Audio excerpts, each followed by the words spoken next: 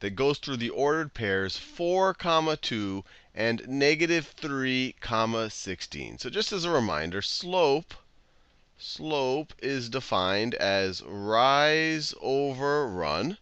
Or you could view that rise is just change in y, and run is just change in x. The triangles here, that's the delta symbol. It literally means change in. Or another way, and you might see this formula, and it tends to be really complicated, but just remember it's just these two things over here. Sometimes slope will be specified with the variable m, and they'll say that m is the same thing, and this is really the same thing as change in y. They'll write y2 minus y1 over x2 minus x1. And this notation tends to be kind of complicated, but all this means is you take the y value of your endpoint and subtract from it the y value of your starting point. That'll essentially give you your change in y. And it says take the x value of your endpoint and subtract from that the x value of your starting point, and that'll give you change in x. So whatever of these work for you, let's actually figure out the slope of the line that goes through these 2 points. So we're starting at, and actually we could do it both ways. We could start at this point and go to that point and calculate the slope, or we could start at this point and go to that point and calculate the slope. So let's do it both ways. So let's say that our starting point is the point 4, 2, and let's say that our endpoint is negative 3, 16. So what is the change in x over here? What is the change in x in this scenario? So we're going from 4 to negative 3. If something goes from 4 to negative 3, what was its change? Well, you have to go down 4 to get to 0, and then you have to go down another 3 to get to negative 3. So our change in x here is negative 7. Actually, let me write it this way.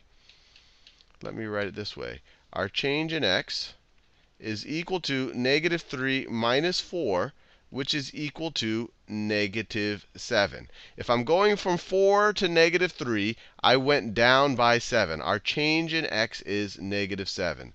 Let's do the same thing for the change in y. And notice, I implicitly use this formula over here. Our change in x was this value, our endpoint, our end of x value, minus our starting x value. Let's do the same thing for our change in y. Our change in y, if we're starting at 2 and we go to 16, that means we moved up 14. Or another way you could say it, you could take your ending y value and subtract from that your starting y value, and you get 14. So what is the slope over here? Well, the slope is just change in y over change in x. So the slope over here is change in y over change in x, which is, our change in y is 14. And our change in x is negative 7. And then if we want to simplify this, 14 divided by negative 7 is negative 2. Now what I want to show you is that we could have done it the other way around. We could have made this the starting point and this the end point. And what we would have gotten is the negative values of each of these, but then they would have canceled out, and we would still get negative 2. Let's try it out. So let's say that our start point was negative 3, 16. And let's say that our endpoint is the 4, 2. 4, 2. So in this situation, what is our change in x? Our change in x, if I start at negative 3 and I go to 4, that means I went up 7. Or if you want to just calculate that, you would do 4 minus negative 3. 4 minus negative 3. But needless to say, we just went up 7. And what is our change in y? Our change in y over here, or we could say our rise. If we start at 16 and we end at 2, that means we went down 14. Or you could just say 2 minus 16 is negative 14. We went down by 14. This was our run. So if you say rise over run, which is the same thing as change in y over change in x, our rise is negative 14. And our run here is 7. So notice, these are just the negatives of these values from when we swap them. So once again, this is equal to negative 2. And let's just visualize this. Let me just do a quick graph here just to show you what a downward slope would look like. So let me draw our 2 points. So this is my x-axis. That is my y-axis. So this point over here, 4, 2. So let me graph it. So we're going to go all the way up to 16. So let me save some space here. So we have 1, 2, 3, 4.